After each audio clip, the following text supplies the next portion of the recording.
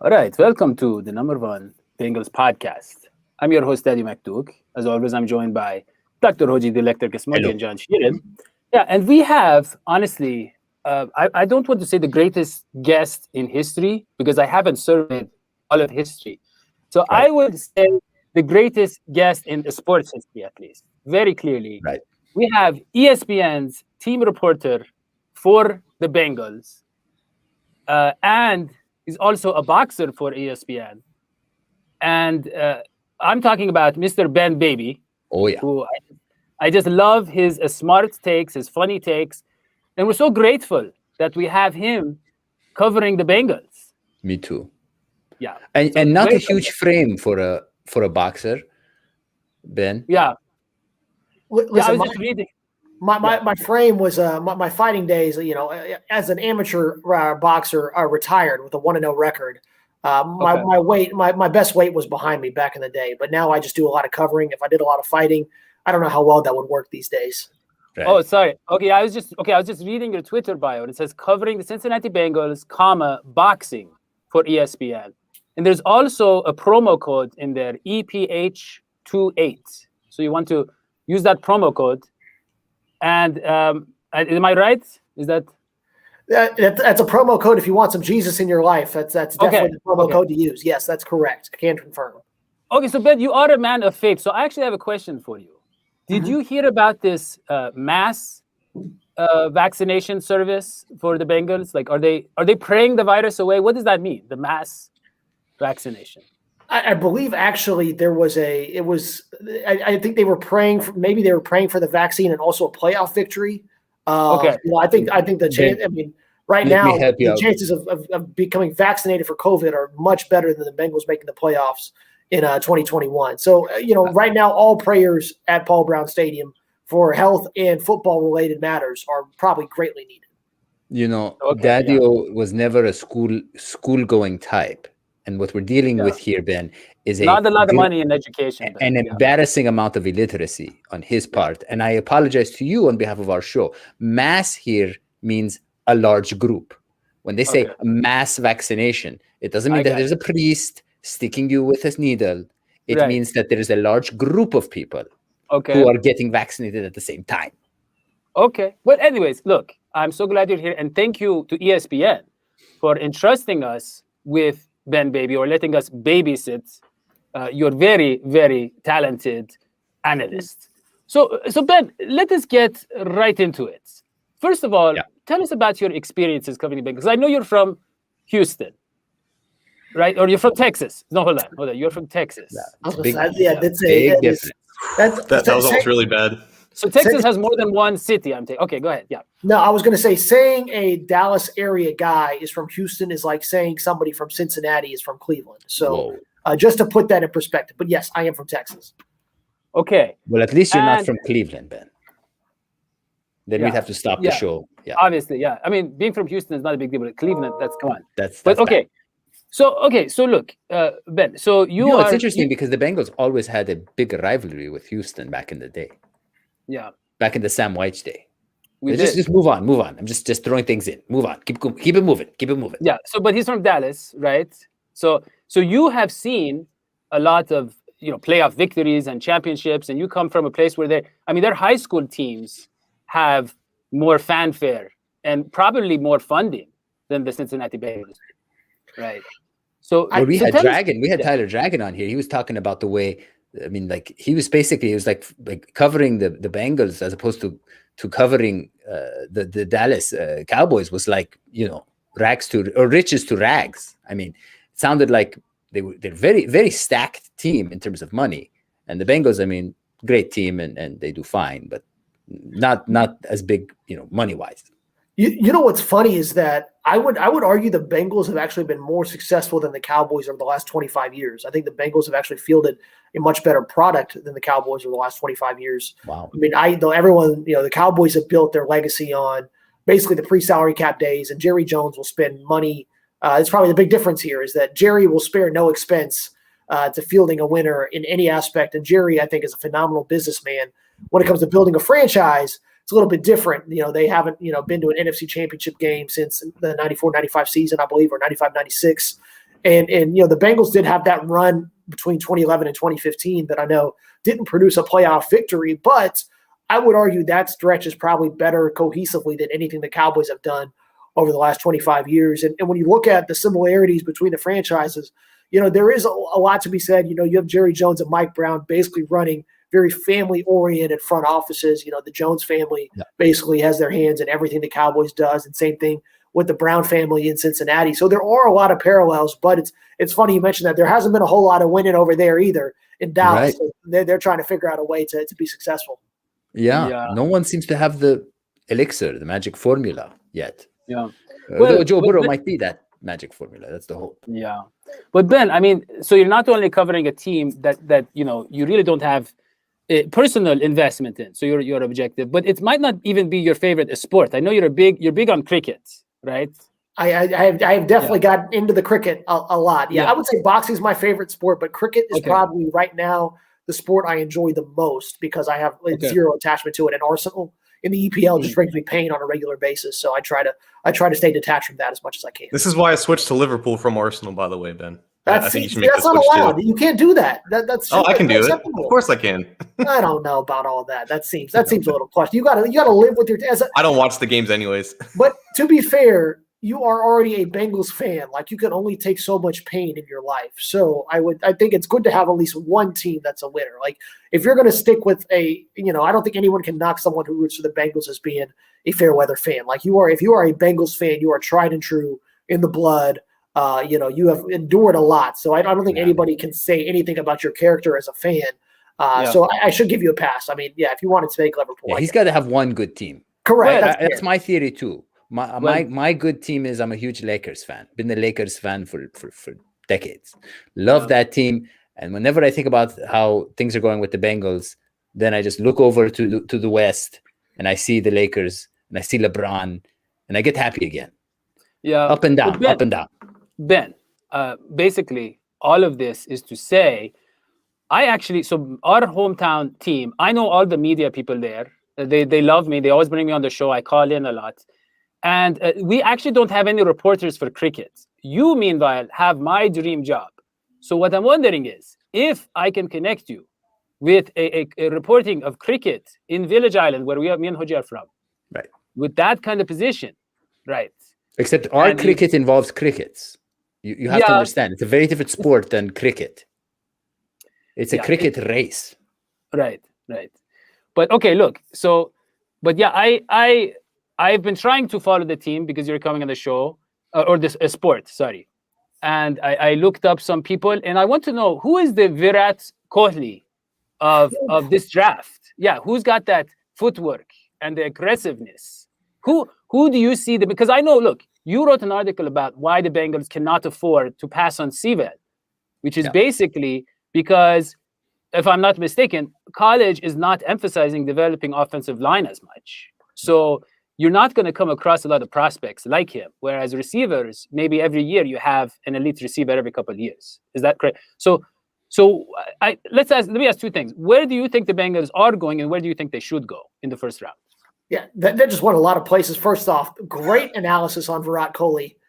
Great hand speed, great footwork. Obviously, he's been struggling a little bit in the league play. I don't know if there is a Virat Kohli in this draft, to be quite honest. Maybe Trevor Lawrence, because Virat might be the best batsman in the world, and has been that way for the last handful of years. All of that being said, going back to what we wrote on ESPN about the offensive line debate, I think that there are definitely two schools of thought, and I'm of the school of thought that if you believe Sewell is a can't-miss prospect at tackle, you kind of have to take him. I would argue, if it's me, my power ranking of availability at 5, I would go Pitts 1, Sewell 2, and Chase 3, based on scarcity and kind of where the game is headed. If that combination of factors, I do believe that when you talk to a lot of coaches, and when you see how the game is developed in Texas, we've seen this over the last 15, 20 years. You really do not see a lot of offensive line play that at high quality levels, because it's been so devalued because of the passing game. And as we saw, 2019, LSU won a national championship in spite of an elite offensive line. Clemson has been good for years in spite of an elite offensive line. Bama as well. I mean, Alex Leatherwood is their best prospect, and he's probably not going to go in the first round. He could fall to the Bengals in the second round.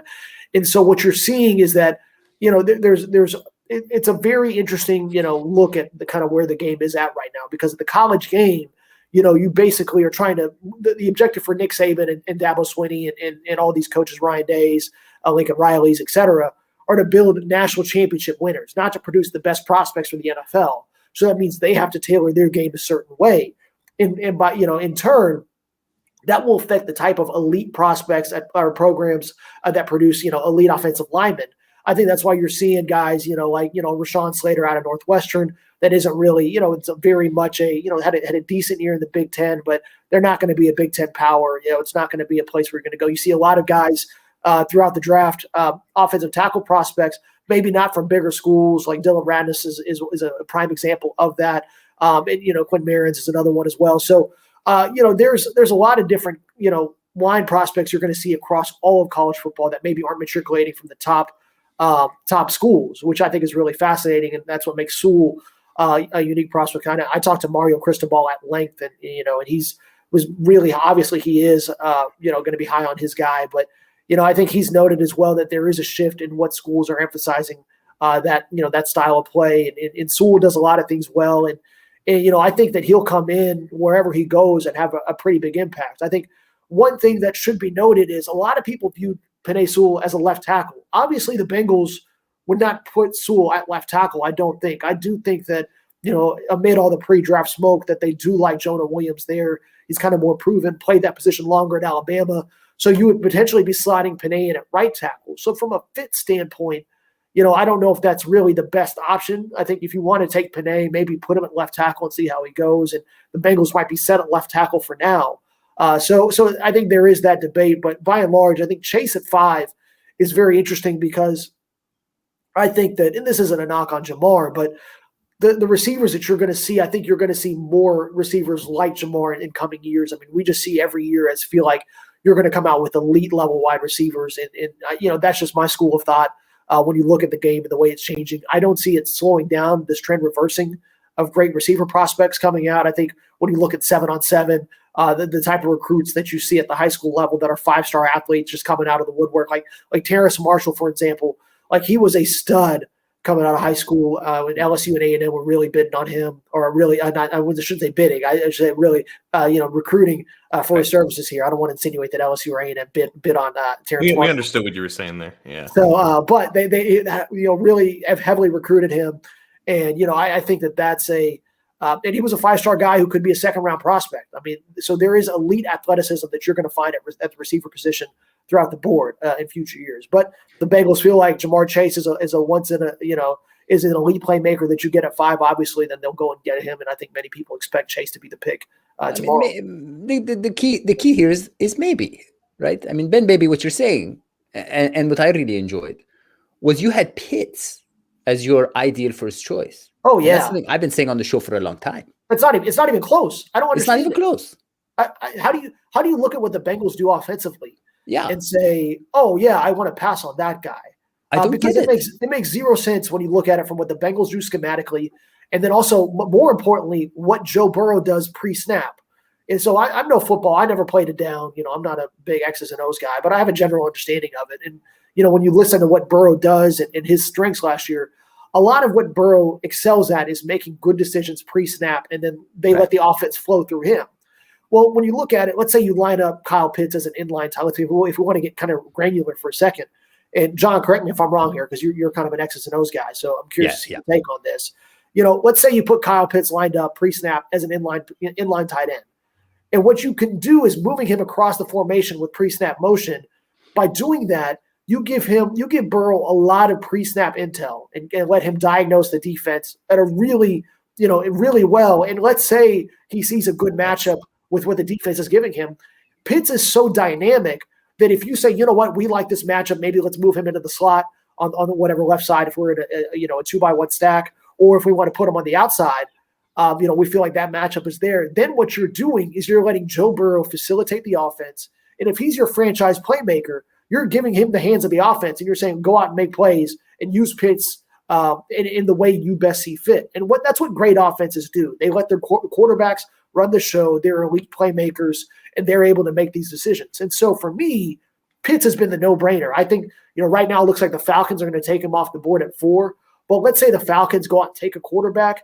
If I'm the Bengals and I've been dead set on Chase, I immediately go, Pitts is there, let's go take him. Because I think that he, in this offense and what Zach Taylor likes to do, what Joe Burrow wants to do, I cannot see an argument against taking Pitts. No. I agree with all of that. Like, I feel like Chase and Pitts are the 2 elite receivers that fit the Bengals offense the best. And you can make cases. And I know, Ben, you're a really big Jalen Waddle fan as well. But I think for like what the Bengals they prioritize and what they're kind of lacking in this offense and what would fit best with Burrow, Pitts has always made a lot of sense. And it's always been a little bit questionable why they don't necessarily see him along those lines like they do with Chase. Maybe it is just the positional value type of situation. They don't value a tight end enough to take him in the top 5. But I kind of want to return to your discussion about where the game is going, because we talked about this, I think, last week at the Bengals jersey reveal, and how 7-on-7 is really impacting what college is doing. And we also know that like the NFL in itself is about maybe half a decade behind what college is doing, and it always kind of creeps up, and the game tends to just kind of follow what they're doing at the lower levels. So I feel like if college right now, like, because it looks completely different than it did 10, 15 years ago, and the NFL will then follow suit, I wonder if colleges are prioritizing, teaching kids different things and prioritizing making positions more so strengths than they did in the past. I wonder if that is also going to impact the NFL, and our team's going to be left behind if they don't have these elite receivers to match up with teams like the Chiefs and the Bills and the Buccaneers. And not necessarily saying that offensive linemen and elite offensive linemen are going to be more devalued, but I wonder if that's where it's going in college. I wonder if some teams like the Bengals see themselves getting ahead of the curve and making sure that they're elite at those positions, and that's where that argument kind of comes from.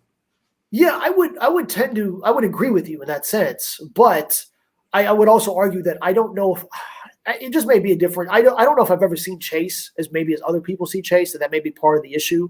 But by and large, you look at what the Bengals already have. Like, if the Bengals didn't have T. Higgins and Boyd, then I might lean to that and say, this is probably somewhere where Chase fits. But I think T has the potential to be a wide receiver 1. I thought he looked really good, and the thing is, he is really young. And I talked to his old position coach at Clemson. I remember he told me, right after the Bengals drafted him, they said his rookie year is not going to be anything like his second year because he's still so raw athletically. So he's going to really come into his own in 2021. So this is going to be T. Higgins' breakout year. Tyler Boyd is a really good slot receiver. And for me, I'm looking at a complementary receiver to those two. And I think if you take Chase, just that dynamic is going to be very fascinating to watch. I mean, how you go about distributing routes and targets. And I know everyone looks at A.J. Green's target numbers from last year. What people have to understand, that's kind of skewed because they fed him a lot of targets early on in the season. They really didn't do that in the middle of the year. And then in the last game, when it was obvious that it was going to be AJ's last ride and the Bengals had nothing to play for, they just said, let's get him as many targets as possible. So if you look at the target distribution, that's kind of skewed for AJ. And the type of targets, I think, are really the important thing. So I understand what you're saying, and that maybe you do need like 3 elite receivers. But I think the type of third receiver that you're putting with Boyd and Higgins, I think that you can find a different complementary option. And that's why Pitts makes more sense to me, because Pitts is not something the Bengals currently have. He can fill that outside receiver void, and his scarcity. Like, I don't know if I've ever seen in the last 5-10 years a guy like Pitts. Like, I know everyone's like, oh, right. He's like an insane version of Evan Ingram, who was a good pass catcher. The Giants have used him very well. And given the flexibility that you have in 11 personnel, I mean, Pitts is a stud. And so yeah, I think Sewell, I think you're going to find more receivers. Heck, I like Waddle more than Chase. I'll be honest. I think because I want to know this why is about honesty, this show. Right. I want to know why the Bengals want to take Chase. That is the number one thing. That's my question too. I mean, I want to know exactly why they took Chase. Here's the thing, baby. Listen, we're just real quick. I mean, one thing that I think we have to consider here is, first of all, as you said, Pitts, when he lined up as receiver, was very successful. High rating, a good catcher, just as a receiver, let alone a tight end. But then also, you've got 4 inches of real estate on those arms. I mean, if Pitts is available, just the mere fact that you're talking about 34-inch arm versus the 30-inch arm or a little bit more of Chase. Those little tiny dinosaur arms, they're not going to do the job. Well, look, John can correct me if I'm wrong, okay? But my understanding is that the Bengals have a traditional approach to scouting. There are positions they value, and there are positions they don't value as much, and that affects where they draft people and how much they pay them later on, right? The receiver is one of those positions that they value. The Bengals have always had good receivers. Joe Goodberry was tweeting how, basically every time they had a great receiver retire or leave or whatever, that same year they drafted his replacement.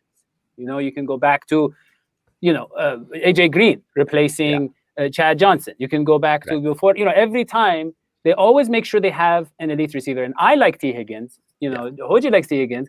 We love elite. Tyler Boyd. But I think what John and the others are saying is that Chase is different. Chase's ability to dominate at that age and the fact that he was so fast in the testing, that was the one thing. Is he a true burner? And yes, he basically is, and he's got everything else. So I think it's like T. Higgins can be he can be the a guy who gets 800 to 1,000 yards, a very good complementary receiver. Of course, Boyd is his own man. That's almost a different position. He's a slot receiver. But then we have that one guy, that game-breaking receiver, and like AJ Green 2.0.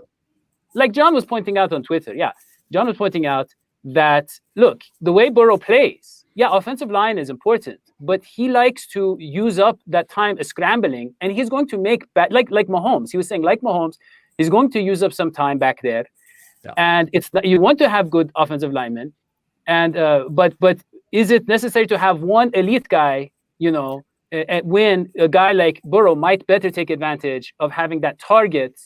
These kind of guys, like look at the Tyreek Hill type guy, who can help the quarterback reach his potential. That's what I understood from John's tweets. Yeah, is that right, John? Okay. John's like a puppet now.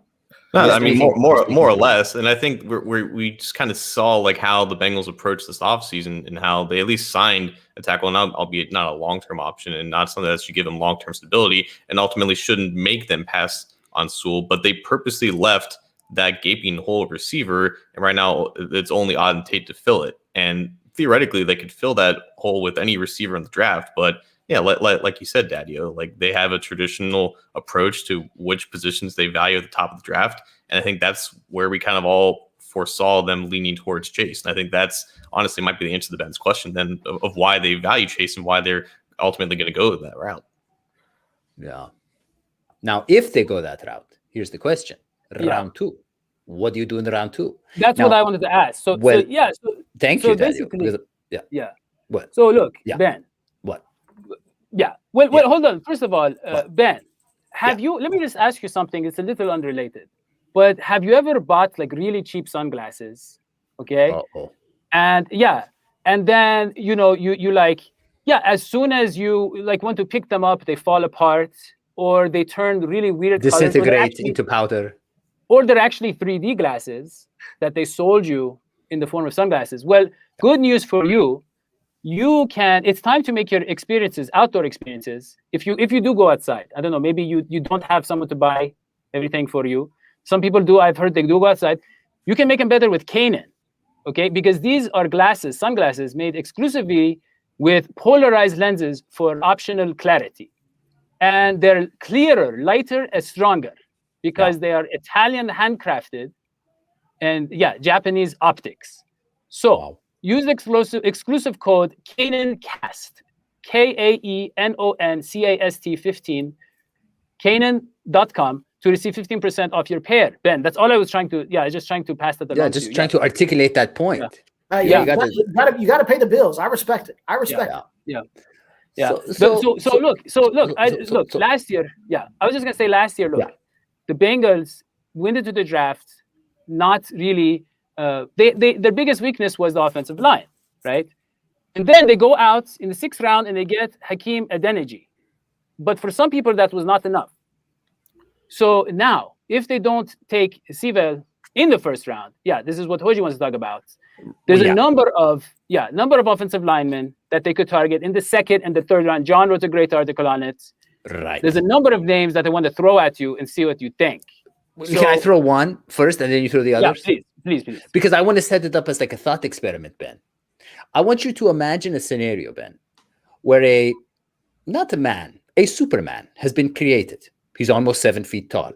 He weighs over 300 pounds. He's equivalent to 2 human beings, but stacked one on the other. His power outranks that of other mere mortals. I'm talking about, yes, Spencer Brown. Go ahead now, Dadio. You can add the others, but how do you pass on Spencer Brown if he's available in the second round? He's huge. The man will literally push people, and they fly away like flies. I had no idea Hodgie knew who Spencer Brown was, to be honest He's with the you. only guy I know, because he's the only guy I want. I think if you take Sewell in the first, you still take Spencer Brown in the second. That's how much I'm for Ben, honestly, I am all for the Bengals. I understand not using the first pick, but I want to use more than one pick this time. And I want to use at least, of the first 4 rounds, I want to use at least 2 of them on offensive linemen. So let me throw some names at you. So look, Samuel Cosby, right? Yeah. From Texas. So he's from Texas. You probably know him really well. So the thing about Cosby is that he has short arms, which I honestly, look, I don't really understand the big deal. They say the same thing about Sewell, right? I mean, I don't know, maybe like, there are ways to make your arms longer. Am I not right? Not like, this again. No. Like water. This is not medieval. This is not medieval. We've all seen Inspector Gadget. It's possible. Yeah. So there are ways to stretch your arms. But okay, let's just say, look, long arms are nice. It's very prestigious. Like I was saying, where we're from, the long-armed people were the ones who were the flag bearers. They had a lot of honor. So I get it. It's a traditional thing. But you can shake someone's hand goodbye on the train. The long arms are very useful. But so Cosby, he could be moved to guard, but John says it's not going to be an easy transition because maybe it's someone else. Now. John. So it's not necessarily he could play guard. It's not that clear, but he's very fast, 4.8 for the speed, and there's a good chance it's looking like he could be available. So you're saying no on Cosby? Nope. The 40 time is irrelevant. Like any offensive lineman goes to run the 40, I'm like, you can go run a 30-second 40, and I'd be like, that's fine. For me, it's all about being able to just get up. Can they move up and down the field? Is their lateral quickness good? Do they have a good base? Do they use the power well? And honestly, trench warfare is a lot like what you see in boxing. And so it's really at the end of the day, playing offensive line, defensive line, it's hand-to-hand combat. And so, reach advantage is one of the biggest things that we talk about in combat sports and boxing specifically. And boxing is a better probably parallel to offensive line play than MMA because it's a lot of stand-up hand-to-hand stuff, and you don't really see a lot of that extensively in the MMA. But you talk about reach, and reach is interesting. I think reach is only important if you know how to use it. And if you can use it, great. But you see in boxing a lot of times guys who have a significant reach advantage have no idea what to do with it. They'll sit there and they'll let a guy come on the inside. And the reach is great because you're able to keep a guy at distance, to use your trade and shaking hands analogy there. And I think that if you have a guy with shorter arms, I understand that there's a hesitancy to maybe say, oh, this doesn't really work. But for me, and like I said, I'm not a talent scout. I wasn't born into a family that knows anything about football, which is so I don't have an NFL job. So I feel like that's one of the criteria these days is you kind of got to be born into the business. But that's an aside for another day. But we can talk about it today, Ben. Yeah. When you look at it, I think that reach is important if you know how to use it. And if you have a guy with smaller arms, when I'm looking at the tape, it's can you basically get inside and use your leverage quickly? And like you look at Joe Frazier, Muhammad Ali, like that's a good fight because Frazier had the much smaller arms. But that wasn't a deterrent because Frazier knew how to get on the inside. I think in the same way, if you're looking at an offensive lineman who maybe doesn't have elite reach, if they can find a way to use their leverage well, it can have a good first punch, can do all that effectively. I think that's really the priority. So I think we look at a lot of measurables in terms of offensive linemen, but really the tape is going to be the number one factor if they can play well. And talking to Sam Pittman for the Arkansas head coach, for that offensive lineman story we did on Penei Sewell, he said, a guy can look the part, he can look great, but if he's not really a nasty individual and doesn't really have that tenacity that you're looking for, that aggressiveness on the inside, the measurables don't matter. And I've seen that. I've seen guys who, at the high school level when I covered, high school football, I saw guys who looked like on both sides of the ball, like premier guys who should be great edge rushers or great offensive tackles who just did not cut it at the next level because they just didn't have that tenacity. So I think that all of those things matter, and the timing matters, punch strike matters. There's a lot of things that go into that. So when you're looking at measurements for offensive linemen, yes, they're important, but the number one factor has to be how do they use their weapons and their size advantages. So those are all things to look at when we look at. But Ben, let's be honest. Yeah, go ahead. Yeah, but let's just be straight. I mean, you can try to change the NBA so the height doesn't matter. People tried that. They tried raising the rims. It was like 1930s or something. But at the end of the day, height matters. If you have Andre the Giant on your offensive line, if you have a literal human wall on your offensive line, that's got to help. Back to Spencer Brown. Well, it depends. What about a guy like Carl Lawson, who's a lot smaller and quicker and can get around you? I think it's like styles make fights. And so I'm curious if you've got a speedy edge rusher coming off the edge. Yeah. Honestly, a taller guy who doesn't move as well could be a disadvantage because depending on pass and run pass situation. I'm just going to theoretically. Let me just say this. Yeah, Ben, I will just say this again. Bengals have a traditional style of drafting, right? I know they took Jonah. He didn't have the longest arms, right, John? They're not that. How long were his? Under 34. Under 34. But I think in general, so John is saying, if I'm not mistaken, he said Christian Darrisaw would be the perfect fit for the Bengals. He's got 34.5-inch arms, and he excels at zone blocking and using his length. He might not be the most athletic. So like you're saying, you might have problems with the quicker, smaller guys. But he might make sense if they want the traditional kind of tackle. Just throw that out there. And there's also Alex Leatherhead, right? Who has long arms. Oh, okay. Because actually I was wondering, John, I was wondering if he's going to use the traditional helmets or not. Because, but okay, yeah. If his name was Alex Leatherhead, the Bengals would take him.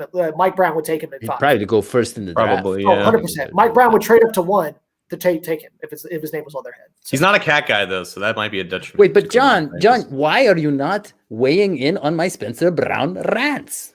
No, because I think the biggest bullet point to support Ben is an Allen, Texas native by the name of Cedric Obwehi, who had 36-inch arms and incredibly, he was 6'6", and he was incredibly quick.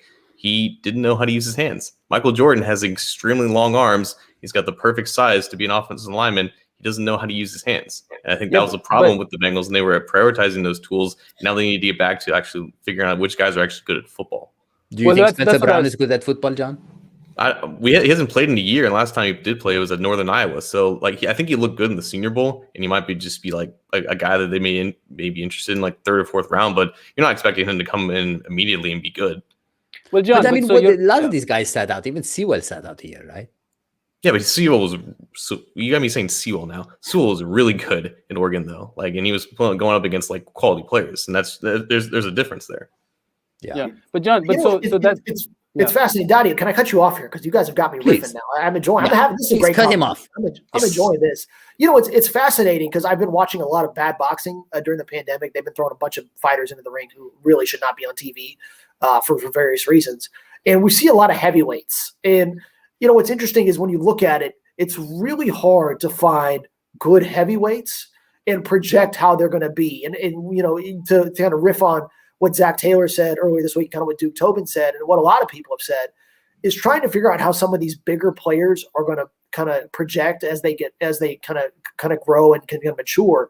It's one of the toughest things to evaluate. And when you talk about a Spencer Brown at Northern Iowa, John said, yeah, he looked good against 29, at times in 2019, but that was at Northern Iowa. What's he going to look like against better edge rushers? And a lot of the times, just in boxing, we can say, this prospect looks phenomenal. But until they really go up against elite competition, you don't really know. And that's why, a lot of the times offensive linemen have come from elite programs and elite conferences because what kind of physical players they're going up against. And so I think that's the big question mark is are some of these guys from smaller colleges, how are they going to fare against really massive defensive ends? And let's be frank, and Duke kind of said this, or one of the best things he said, I think at the time I've covered the Bengals, edge rushers are the best athletes in the world. They're better than UFC fighters, they're better than heavyweight boxers. They're the prime physical specimens on the planet. Myles Garrett in another lifetime would be a heavyweight champion in whatever sport. Myles Garrett's an absolute freak show. And that's who tackles have to block, and it's absurd. And so I mean, it's a very it's very different. This is such a massive conversation to have, but projecting out how these guys are going to fare at the next level is so difficult. And maybe if you're the Bengals, do you want to take that risk at 5 and say, we think Penei Sewell can be elite, but we really don't want to chance it at this point in our franchise stage. And maybe we think Jamar Chase is the safer play. And they've kind of more or less said that along those lines the last couple of weeks. So, there's a lot to be said for that. But yeah, just like in boxing, projecting the heavies is always the toughest thing. You don't know until they get in the ring. And for a lot of these NFL prospects, we're not going to know until they or until you surprise them in line at Costco and try to sneak past them. And maybe we could be doing that before the draft day, You know what I mean? See how it goes. Test them out. Test drive. I like it. Listen, I think I think you may have just opened up a new area of scouting. You may y'all may just have developed surprise the scouting generation of NFL scouting. I like it. Yeah. Just try to knock them over. Yeah. So only one other prospect I wanted to get your opinion on, which is Brady Christensen from BYU, left tackle. Very short arms. Very short arms.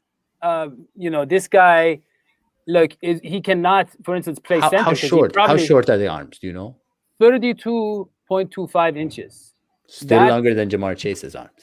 They're basically look at my arms. They're about that long. His arms. Those are about 4 inches. Maybe, yeah.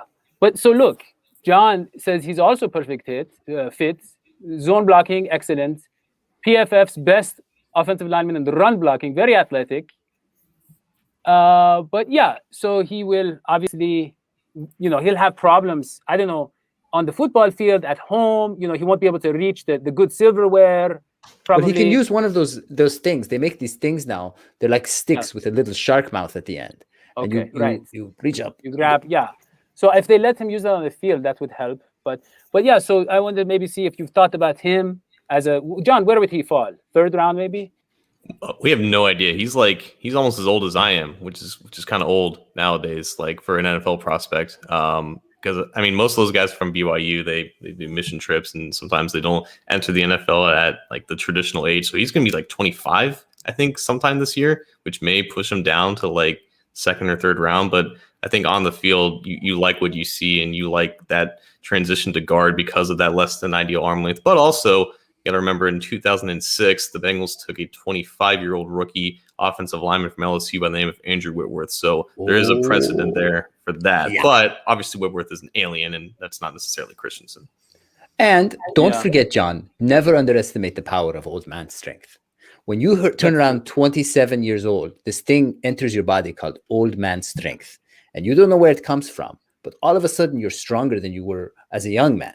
It's called old man strength. Yeah. I'm about to hit 30, so I'm hoping that old. Are you feeling it? In spades. So I'm starting to feel it. We just moved into a new house, and I was picking up stuff, and I said, you know what? This feels a little bit lighter than the last time I moved it from Texas. So I can feel that strength coming in. So old man strength. So maybe I can test out your Costco. I can be one of your Costco scouts. You are. UIW.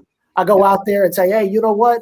You see I just Spencer Brown real quick, jump in line. And then we'll see what kind of NFL prospect they're going to be. Yeah, you see Spencer Brown with a hot dog, try to knock the hot dog out of his hands. Just swipe it down. I like it. So, I've heard the pizza at Costco is a little underrated at times for the slice quality factor. It's a little expensive. They're huge. Yes, for the price points, and it's not the worst quality. So maybe he's out getting a slice of pizza. Just got a massive pack of who knows what, because Costco just sells everything in massive bulk, which I never. He has to feed that 7-foot body. I'm saying so. Just go out, just knock out the slice of pizza, and then say, "All right, buddy, where you at?" And then we'll go from there. I like this scouting approach. I'm excited. That'll be maybe this is the next story on ESPN. Spencer Brown's heart is the size of my head. That is how big Spencer Brown is. Yeah. So look, in closing, I want to ask one thing, guys. Let's go to the other side and talk about edge rushers, pass rushers. Because, look, I don't think the Bengals – you made a joke on Twitter. I hope it was a joke, because you like to mess with us with your Joe Mixon updates and whatnot. But you made a joke about them drafting Micah Partridge, I believe. But that's not going to happen, right? We don't – well, first of all, he's not a football player. He's a musical comedy star. But second of all – Nope. But I'm just saying – okay. Oh, okay. Yeah. So I'm saying that was a joke. So I will say this: I don't think the Bengals are going to invest heavily in linebacker, maybe like a later round, because they feel like they did that last year. They want to see how those pan out, and those were Reeves this regime's picks. These were this regime's picks, right? So they're going to give them another year. So I think the other other than the receiver, let's say, offensive lineman, obviously the biggest need, and then receiver, and then or like let's say, pass rush. I would say after offensive line. So they're going to probably have to take a shot on a couple of defensive linemen or a couple of pass rushers. So who do you have in mind? There's been a lot of people throwing out the name Bobby Brown, not the former partner of Whitney Houston. Unfortunately, not that Bobby Brown. Tough as nails. But yeah, Bobby Brown from Texas A&M, who, interestingly enough, I covered. I feel old now because I remember when he signed. I think I tried to show up at his signing ceremony, and I think I went to the wrong place, and it got too late in the morning. I said, I'm just going to go get some breakfast instead, go somewhere else. So that's how that worked. But Bobby is a very he's a good prospect. He was an elite recruit coming out of high school. Alabama and A&M both wanted him. He played very well at A&M under Mike Elko, their defensive coordinator. I think he's projected to be a day 3 guy. And when you look at what the Bengals could need, you have Larry Ogunjobi that they got in free agency, but Bobby Brown could be a potential long-term guy who could play very well, give you some interior pass rush, has really good size. I think that's a good option. As you guys said, edge rusher is a very I don't really know what's going on there, to be honest. I know the Bengals got Trey Hendrickson. I just don't know if Hendrickson's numbers are conducive to that being his 2020 sack number being replicable in 2021. Sam Hubbard, obviously, I think if he can stay healthy, you want to see what you can see out of him. But by and large, the Bengals' ability to get pressure off the edge or just get pressure off quarterbacks has looked vastly different since Carlos Dunlap and Geno Atkins got older. And the Bengals really have had no plan on replacing them. It should have been Carl Lawson. They let him walk, which I don't really understand that. No, so that's the question that I really don't know. And I agree. I think if you're looking ideally, you don't want to draft on need necessarily. You want to take really good athletes if you can find them. But if it works out, I think an ideal draft for the first 3 rounds or 4 rounds, if you go, wide receiver, because I think they're going there. Then you go offensive lineman. You maybe get Leatherwood. You see if you can get an edge rusher in the 3rd round, and then maybe in the 4th round go get a guard or an interior offensive lineman. I think for me that's a very good 1 through 4 option. And honestly, I wouldn't rule out seeing if you could get a dual threat running back as well early in the first 5 rounds. I think that would not be a bad play, to be quite honest. If you can replace some of what Gio did, I think that would be a good value add. And I think Travion Williams has a chance to do that. I'd like to see what he can do when healthy and just given a few more snaps, and because he has kind of that shiftiness that Bernard carried. But he was on that show. Losing Gio is going to be it's quite large, and it's kind of going understated. Yeah. I wouldn't rule out in those later, like 3rd, 4th rounds, getting a backup quarterback. I mean, we all saw what happened last year. Joe Burrow, I mean, any elite team, and I mean, that's what the Bengals should strive to be, needs to have someone capable as the backup QB. Here's something we haven't discussed. This is a podcast and a show for serious matters. So let me put this on the table. I would like for you to do that. Justin Fields, Joe Burrow debate at Ohio State. There wasn't enough overlap there. So why don't we have? What if Justin Fields is on the table at 5? Do the Bengals go take Justin Fields? Do we get a quarterback controversy that we didn't get to see at Ohio State? No. Let the best man win, and then you trade him for picks. Why not? Well, that's what I was going to say. That's what you do. You take him, and you trade him. You don't create the controversy. You don't create the controversy because Joe Burrow is our man. But you do take and trade. Yes. Well, you don't really take someone that high to trade. You take someone maybe 2nd, maybe 3rd, say, hey, I can develop him. But that number 5 pick, that's too. The chance you're going to get a number 5 pick in return is not that high. But look, I thought this was a show for serious conversations. Yeah. So did I, Dadio. I did too. Yeah. So why? I think Justin Fields at 5 is serious, just like Micah Parsons at 5. Justin Fields at 5. So it is written, so it shall be done. Yeah. Ben, look, let me tell you something. I'm so happy you are on the show because this is the most viewers. We have 21 people watching. This is the most we've ever had this late in the show. I guess, is this what it feels like to be on ESPN? Is this the kind of numbers you get, because I I think feel we're like asking. Yeah, I think what Dadio is really asking is, Ben, can we just ask an honest question? Why aren't we on ESPN? Me and Dadio and John. Y'all Like, how do we get on ESPN? That's a good even question. just for 5 minutes. Even just for 5 minutes, Ben. That's a good question. I want to be on ESPN. I've actually, I think a lot of us have asked what we have to do to get on ESPN for 5 minutes. I'm not sure that's probably something PR wants me to say, but if I find out, I will let you know. Can we be your crew? Can we be your backup crew? Like Ben, it's Ben Baby and the Ben Baby and the Rockets. We'll be the Rockets. Yeah. Like you say Pitts at 5. We say do up. Yeah, we can do that. I think it would be what Benny and the Jets, right? I think that's what Benny and the Jets. That's pretty good. Yeah, the Jets, right? I'm not really sure. I don't really know a lot about the Elton John song. I just know people like sing it to me a ton. Yeah, we're gonna have to get around the copyright too. Yeah, one ESPN personality we've talked about a lot on the show, because he had very strong opinions about Marvin Lewis and the Bengals, is Stephen A. Smith. And I don't know do you know if he watches our show? I don't know. Yes, but if we would be willing to have him debate Hodgie. So if you want to. I have debated him, but he wasn't here. I debated him, but he was absent. The next time I see him in Bristol, I'll be sure to pass that along. Awesome. Tell him to watch my Stephen A. Smith video and see what he thinks. Okay. Yeah. So Ben, really, I'm really very grateful for you being on the show. Honestly, this is the best probably show we've ever done, and probably the best Bengals show ever. Yeah. And it's the biggest, it's the best, and that is all we have. So just please remind everybody at Bristol and everywhere to subscribe to our podcast. It's the number one Bengals podcast. 5 stars. That's what it's called. That's the name of it. It doesn't rank number one, but it's all about speaking it into existence.